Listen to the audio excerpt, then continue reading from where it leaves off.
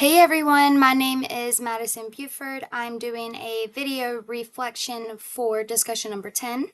This week we looked at social class and emergent identities on campus. I did find this week's readings extremely interesting, honestly, especially the defining social class in a college environment. And I enjoyed reading all the different viewpoints surrounding defining social class in higher education. So, as an undergraduate student, I did not really pay attention to social class. Um, my viewpoints were kind of like none of us really have money. Some of our parents have money, and that's, maybe they're giving them money. That's great, whatever.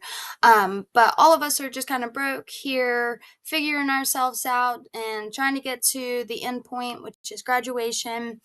Um, it just didn't stand out to me as much because I saw people or met people that maybe their parents made huge incomes, in my opinion, but did not support their college journey at all. I met students who didn't come from much, but their families funded their entire college experience.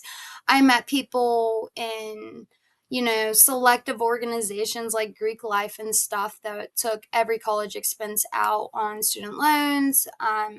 So you just kind of meet a variety of situations in students. So I guess when I started reading, I thought it would be kind of hard to identify a student's social class specifically. Some of the viewpoints that stood out, some argued in favor of studying social class on college campuses because it is so diverse socially, racially, economically, and it's one environment that all of those backgrounds are coming together. Another argument is that it's not neutral at all. It's not a space for social class, and oftentimes it reflects and reproduces distinctions within social class on campus. Another viewpoint that resonated with my experience, I felt like, describe institutions as middle class institutions because they promote and normalize middle class values.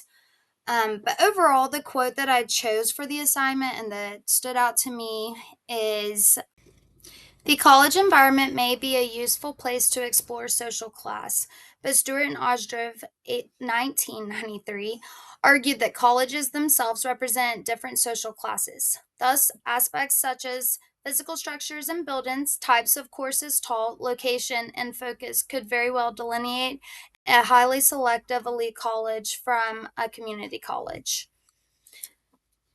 So, what stands out to me about this quote is how it highlights that colleges themselves are shaped by social class. The researchers point out that aspects like campus design, program offerings, or even the location reflect class based values and priorities. This is important for higher education administrators because it kind of reminds us that social class in higher education isn't just about the individual students, it's about the institutions and how those institutions are reflecting or reproducing social class hierarchies. The best example that kind of summarized it all for me and put it into a really good picture are the elite universities. They often have more resources, prestige, and pathways to high status careers. Even stepping on that campus, on those campuses, you can kind of feel that. You can see it in their stadiums, maybe whatever it is. I'm thinking of UGA, maybe. But community colleges are structured to serve, the working class populations, and you definitely get a different feel on those campuses. So I look forward to hearing about what you guys pulled away from this week's readings. Thank you.